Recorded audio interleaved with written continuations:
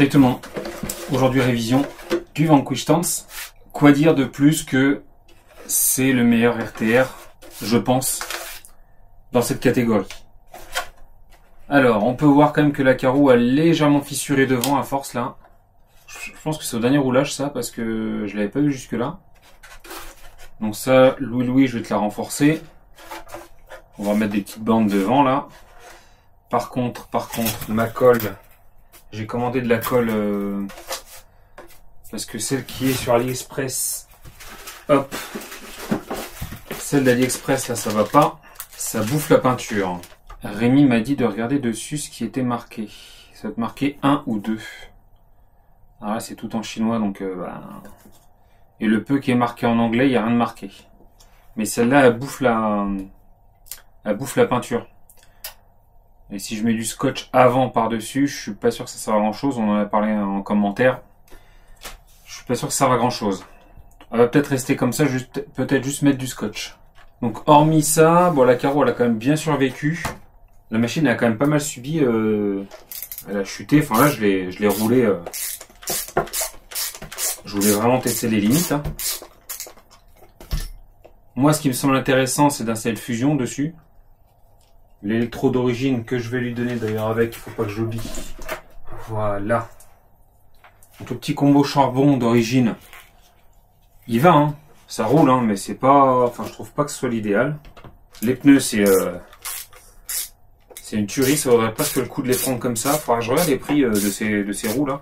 J'ai vu sur certains groupes de crawlers Facebook que un gars avait fait un championnat avec cette machine apparemment en RTR là, et qu'il aurait gagné contre des machines séparées. Bon, vrai ou pas, je sais pas. Moi en plus, enfin, j'ai même pas touché la position des amortisseurs, j'ai rien fait dessus, hein. J'ai laissé comme lorsque je l'ai acheté, et elle était, quand je l'ai acheté, elle était comme neuve la machine. Hein. La personne avant moi n'avait pas roulé ou quasiment pas.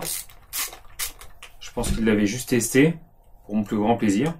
Ouais, le châssis. Seul truc qu'on pourrait éventuellement travailler, c'est les amortisseurs. Essayer de les laisser un peu plus bas. À part ça, franchement, je vois pas trop quoi faire pour améliorer la machine. Et puis le moteur, ouais, bon. C'est vraiment une super machine. Alors, on va se démonter les amortisseurs. Je vais ouvrir également au niveau des ponts. Voir un petit peu dans quel état c'est derrière. Toutes les vis là font la même taille, ok. Alors, hop, là normalement il y a une vis en 1,5, oui c'est ça. Quand on a démonté 2-3 machines, franchement après ils sont toujours faits à peu près pareil. Hein. Alors par contre, ouais. Alors il y a de la graisse, il n'y en a pas énorme. Comme quoi il n'y a pas besoin d'en mettre beaucoup. Moi j'aurais tendance à en mettre un peu plus. Et c'est bien étanche. Hein. Est-ce que ça vaut le coup de... Est-ce que ça vaut le coup de tout démonter? Bah non. Non, franchement, c'est en super état. Je vais juste remettre un petit peu de graisse marine. Ça a l'air d'être de la graisse marine. Ça ressemble en tout cas. Mais franchement, c'est en super état. On se prend un petit chiffon. Un coup là-dessus. Parce que ça, j'aurais pas accès une fois que c'est remonté. Et ouais, derrière, c'est bien étanche. Hein. Le roulement, il y a un petit roulement à l'intérieur, là. Pareil pour tenir le pignon. Ça bronche pas. C'est vraiment en bon état. Alors, j'ai eu une question très récemment de Lionel. Que je salue, parce que c'est vraiment qu'on s'est pas vu, Lionel. Il me demandait si les crawlers ne ramassent pas trop niveau transmission. Alors, suivant ce que vous faites avec, la machine, vous abîmerez jamais rien. Hein. Alors comme toute machine, vous me direz, mais un crawler c'est destiné à faire du franchissement. C'est pas destiné à faire des pointes de vitesse. Un PLS.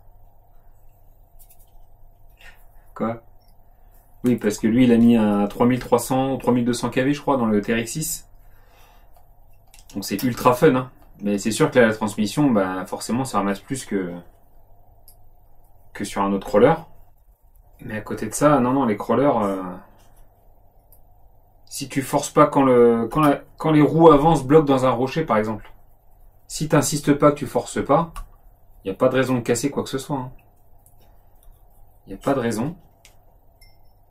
Les vitesses c'est quoi? C'est entre 15 et 20 km/h suivant les crawlers en deuxième vitesse, quand ils sont pourvus de deux vitesses. Là, celui-là, en vitesse maxi, on doit être même pas à 10 km/h. Allez, on va dire un 10 km/h. Allez, ça roule pas très vite. Par contre, il y a du couple. C'est en prise directe, donc si tu forces quand ça bloque un petit peu, là, oui, effectivement, tu peux casser quelque chose. Donc c'est intéressant quand vous voulez pas... vous en avez un peu marre de casser sans arrêt vos machines. Vous prenez un petit crawler, normalement, vous pouvez rouler des jours et des jours avant qu'il vous arrive quoi que ce soit. Hein. Vous avez bien vu celui-là, il en a quand même pris, pas mal, et il a rien du tout. Alors ouais, ce qui est un peu dommage, c'est que pour démonter l'amortisseur, pour sortir la vis, ah oui, ça passe pas. Il faut démonter le pont. Oh, c'est dommage quand même. Ah ouais, t'as pas le choix, faut démonter le pont là. Ok, ça c'est pas génial. Celle-là et celle-là. Et là, je viens de rien à voir, mais parce que je viens juste de recevoir le carton, je viens de recevoir les roues pour le XRT. Parce que les roues d'origine, bah voilà, j'en ai une, vous avez vu la vidéo il y a pas très longtemps. Au 4e ou 5e pack. Alors j'avais les roues à l'envers. Ça je peux en prendre qu'à moi, mais c'est pas ça qui a fait que les roues... il y a un pneu qui a explosé. Et puis une mousse s'est déchirée. Hein. Là pareil, c'est bien graissé. Donc ouais, ouais, le XRT, je le trouve vraiment très sympa. Du coup, là, faut réinvestir dans des roues rapidement. Ça coûte... alors encore, je les ai prises en Allemagne, là. Ça m'a coûté 120 €, je crois, quand même. L'histoire. Ça fait pas vraiment plaisir. Ah, je me demande si on n'a pas une petite fuite d'huile, quand même. Ah ah. C'est pour ça que c'est bien de démonter. Enfin, avant les ventes, je le fais à chaque fois et je continuerai à le faire parce que... c'est pas la bonne mauvaise surprise, puis que la personne qui te l'achète derrière... voilà, j'apprécie pas quand on me le fait, donc voilà. D'autant encore plus avec la chaîne, voilà, vous pouvez... si jamais il y a un souci... vous pouvez vous plaindre en direct sur les commentaires, et moi je supprime pas les commentaires. Hein, si je fais une boulette, faut assumer quand on fait une boulette. Ça peut arriver, ça m'est déjà arrivé. Hop. Ouais, je crois qu'il y a une petite fuite parce que ouais, c'est de l'huile ça. Hein. Ça c'est de l'huile. Donc là on va se l'ouvrir. Ouais, l'huile est vide. On va remettre de la 100 CST. Donc là c'est de l'huile très fluide. Là du coup, on va le mettre en position maxi, on va reboucher comme ça. Alors pourquoi je le mets au plus bas? Avec la dépression de l'amortisseur, du coup il n'y a plus d'air dedans, l'air est remplacé par l'huile. Je voudrais qu'il y ait un effort minimum sur la contrainte là ici, quand l'amortisseur revient en position. Là du coup, en fait j'appuie quasiment pas pour le faire remonter. Alors si vous le mettez en position basse comme ça, et que vous fermez le bouchon, du coup là il y aura une petite résistance. Donc moi je préfère le faire comme ça, et en plus je vais desserrer un petit peu l'amorto là, pour le faire revenir au maximum. J'espère que ça sera utile, parce que c'est ce que moi j'avais trouvé on va dire en défaut. J'aurais pu faire des tests, mais non, j'ai voulu rouler cette machine RTR tout le long, sans rien faire dessus, voir ce qu'on pouvait faire. Et bon, il s'avère qu'on peut faire des choses plutôt sympas. Même si au final, mon petit crawler AliExpress, j'en suis tout content. Alors j'ai pas refait le calcul exact, d'autant que j'ai acheté juste avant le Black Friday. Donc je pense que j'ai perdu au moins 40 € dans l'histoire. Mais bon, ça s'anticipe pas. Hein. Du coup, je pense qu'il y a moyen de s'en tirer encore mieux que ça. Donc là, moi, ces produits-là, j'évite de les balancer sur l'électro. Même si c'est donné waterproof, water splash, water machin. Ouais, je préfère éviter. Je vais pas tout lui démonter. Il n'y a pas vraiment d'utilité, je trouve. C'est une machine, encore une fois, hein. Vous allez dire, j'ai tout le temps la même chose, mais ça, c'est une machine que tu peux garder des mois et des mois avant de commencer à t'ennuyer. C'est tellement efficace partout. Donc là, on sent bien que ouais, le poids, là, il est pas là pour rien, tu le sens dans la main. Là, honnêtement, t'as même pas besoin de regresser, c'est un truc de fou. Tout est en super état. Là, faut retrouver le sens. Là.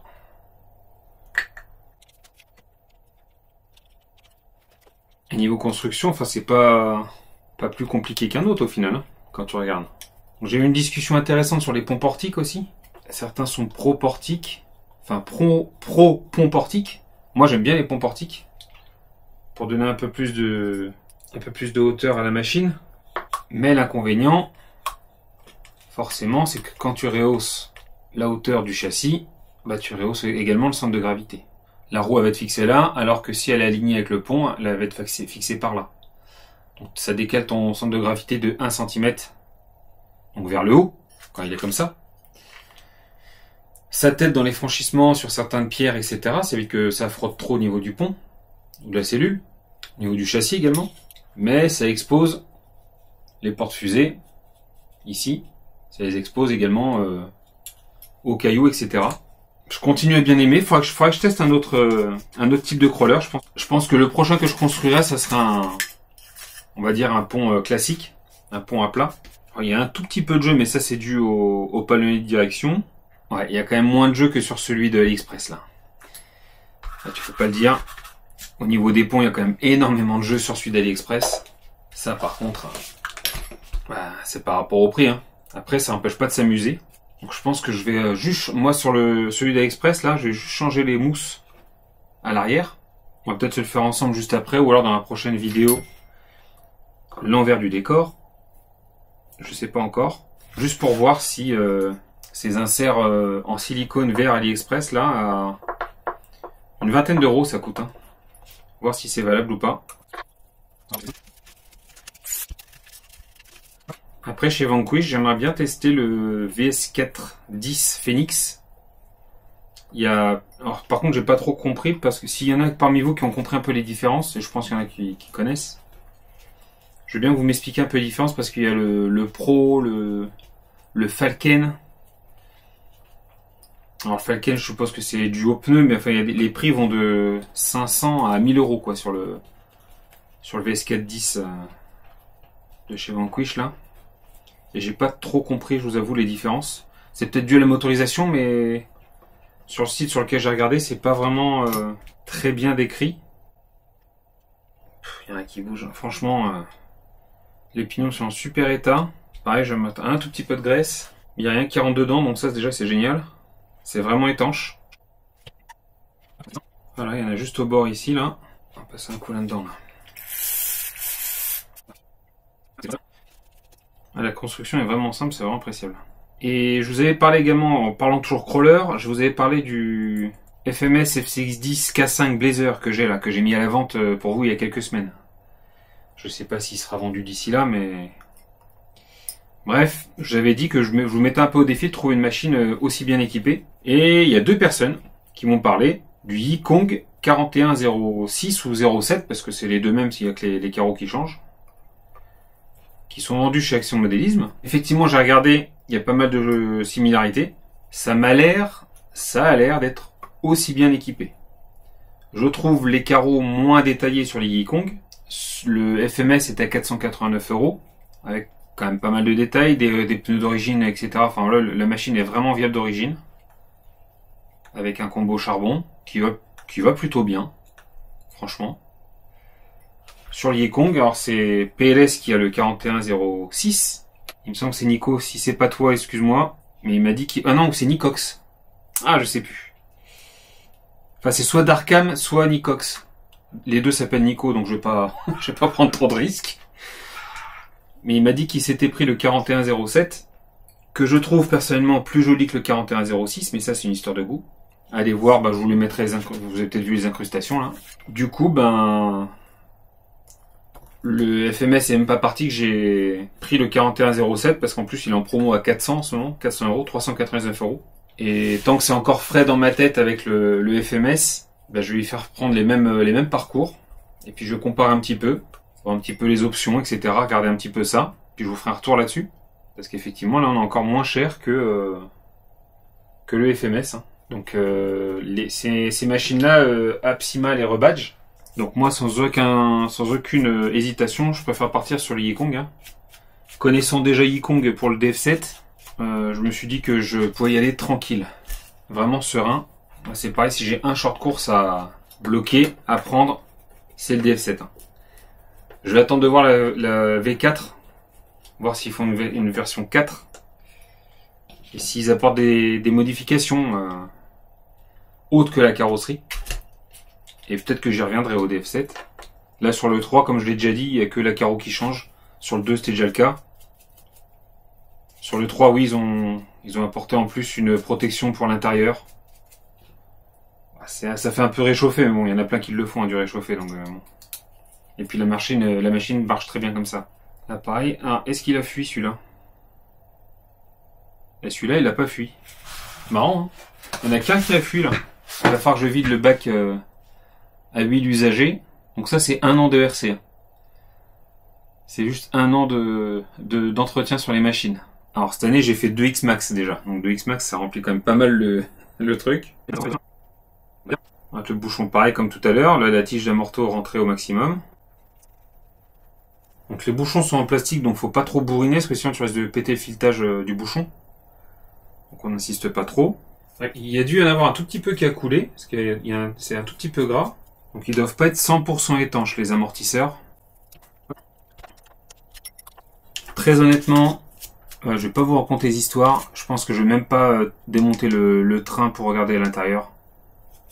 Enfin, on voit comme c'est étanche ici, il n'y a pas de raison. Ça marche super bien. Je vais juste faire un nettoyage complet, évidemment, quand même. Allez, on va être gourmand. On va dire, si on veut encore améliorer, tu prends un châssis carbone. Je crois que d'ailleurs, celui que tu prends en roller, tu peux le prendre en roller également pour une centaine d'euros de moins. Je crois que c'est dans les 450 ou 500 euros le roller. Donc après, il faut tout l'équipement. Mais ça peut avoir le coup, limite, si tu mets directement à fusion. Ça va réfléchir. Mais il n'y a peut-être pas ces roues-là. Ah, faudra regarder. Bref, quand tu prends le roller, le VRD en roller, il est châssis carbone. Est-ce que c'est utile ou pas? Je sais pas. J'ai pas assez d'expérience encore pour me rendre compte. Ce qui est sûr, c'est que c'est joli. Ça, c'est sûr. Ah, celui-là, l'amortisseur là, il a un peu fui aussi. Et lui, un tout petit peu. Lui, je pense qu'il est quasi vide là. Je vais juste remettre du scotch sur la carreau après, puis roule. Hein. Ça sera à toi de t'amuser avec le Louis. Enfin, je l'appelle Louis parce que c'est son pseudo sur YouTube, mais c'est Louis, évidemment. Donc, je vais juste finir de nettoyer ça, l'intérieur là, et puis les amortos. Passer un petit coup général dessus, sur les plastiques, etc. Mais ça se voit qu'il n'y a rien d'abîmé. Hein. J'avais aucun doute là-dessus, mais bon, je voulais être sûr. Il m'a dit que c'était pas vraiment la peine. Je ne voyais pas lui vendre la machine sans passer un coup dessus quand même. Et en prochain crawler, donc hormis le Yikon qui devra arriver fin janvier, j'ai encore des tests à faire sur le NT6 que j'ai légèrement modifié par rapport aux amortos. J'ai modifié la position des amortisseurs à l'arrière. Il faut que je change les roues aussi. Bien que les roues d'origine Cross RC me plaisent beaucoup, comme ça. Et j'aimerais bien tester un crawler dans un gabarit supérieur. Alors il y a les 1/8. Je crois bien que c'est Darkham. Ou Rémi, je sais plus. Je sais plus, excusez-moi. Je m'y perds un peu dans les commentaires. Si je prends pas des notes, j'oublie facilement. Et ouais, ils m'ont parlé du MJX H8. H8H. Il y a également leur Larlo MJ7, un truc comme ça. Je me suis dit, moi je me dis, quitte à prendre une échelle supérieure, je prendrais bien un 6ème quand même. Et j'en ai déjà testé un en plus. Le SCX6. Le problème de cette machine, c'est le prix. Parce que comparé à ce qu'il y a dedans, un crawler, il n'y a pas... Quand tu as des machines à 1000 euros, c'est des machines un peu typées compétition et ultra performantes avec des électros vraiment excellents. Le cerveau, il n'y a rien à redire. Là, sur le SCX6 que j'avais testé, celui de Kevin, le président de Bateau RC34, que je salue par la même occasion, son SCX6 était très sympa. J'avais bien apprécié. Le problème, je trouve, c'est que le cerveau, il est trop faible.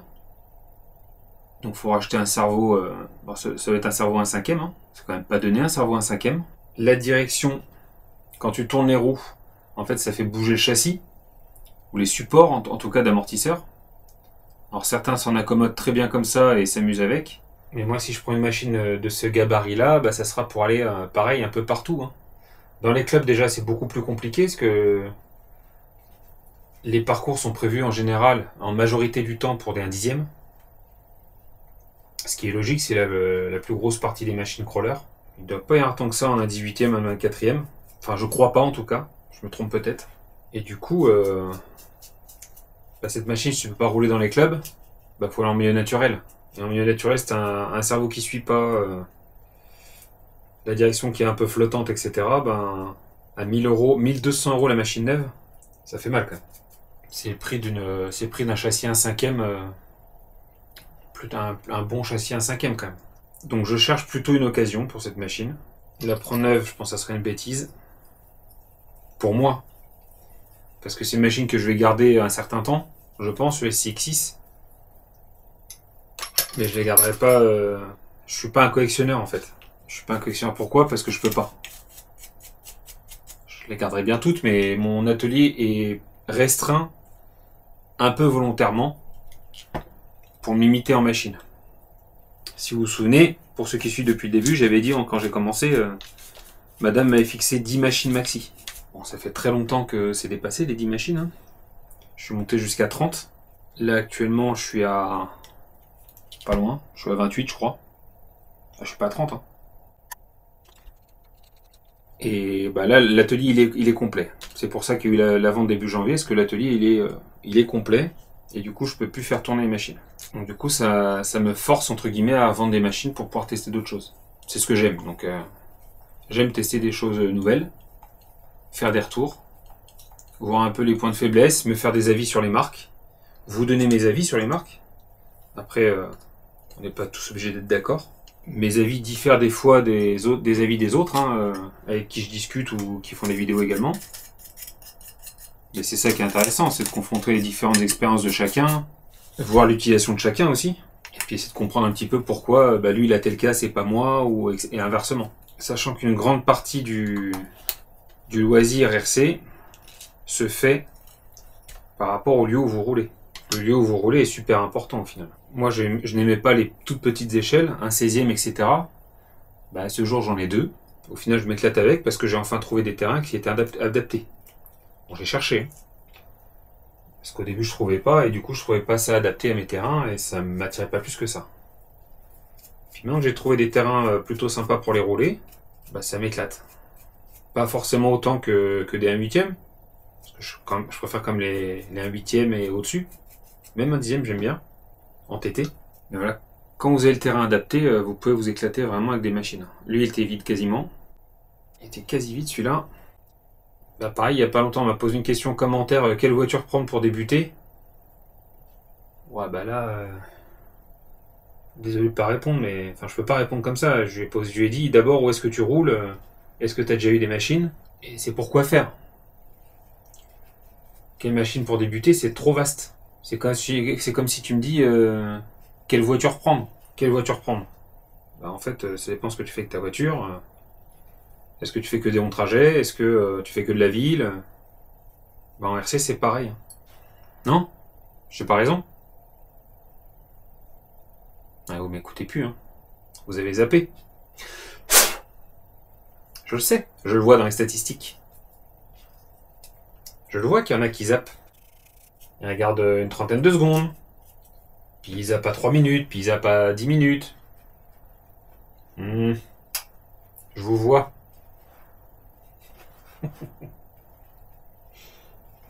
On ne sait pas qui zappe. Sinon il y aurait sanction. Il y aurait punition.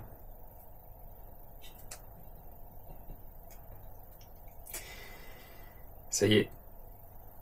Un quart d'heure à parler de seul devant la caméra et je craque. Des fois quand je rentre chez moi, ma femme elle me dit « Ça y est, tu t'es fait ton monologue ?» Ouais, c'est ça.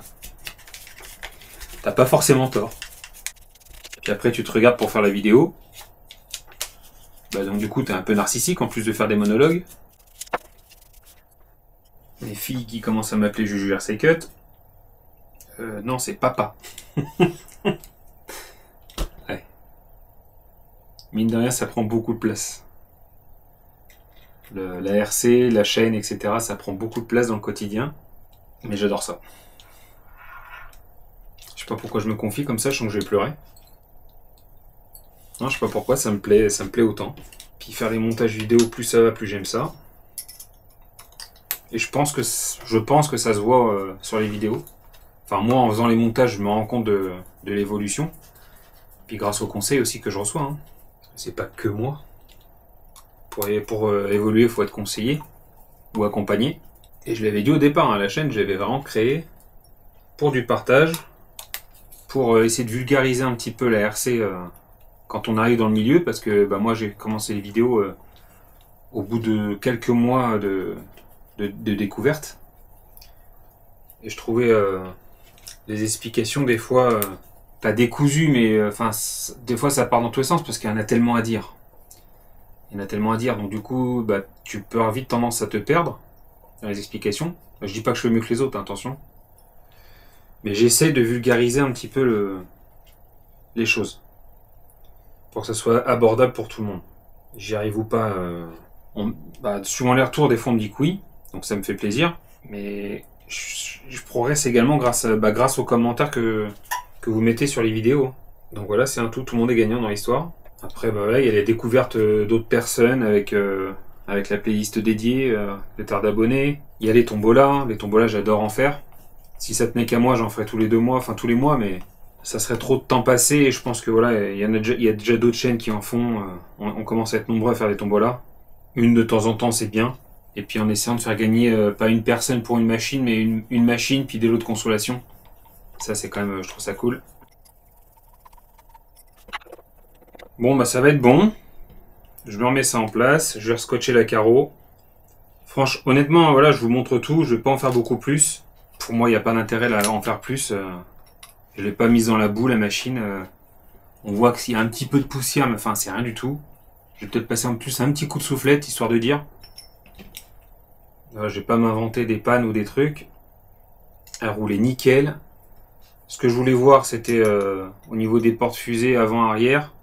Et au final, vu dans quel état c'est, je démonte même pas les ponts. La boîte, il n'y a pas lieu de la démonter non plus. Franchement, c'est en super état. Même si ça serait intéressant de tout démonter, mais... Là, honnêtement, c'est plus le temps qui va me manquer. Parce que je vais lui donner assez rapidement la machine. Ça fait depuis l'unbox qu'il l'attend. Il m'avait dit direct, le jour où tu la vends, je te la prends. Donc après ce petit confession intime, je vais aller pleurer dans ma chambre. Parce que là, je me suis vraiment confié à vous. Bon, j'arrête mes bêtises. Je vous souhaite à tous et toutes une très bonne journée. Et comme d'habitude, bisous et caresses. Salut!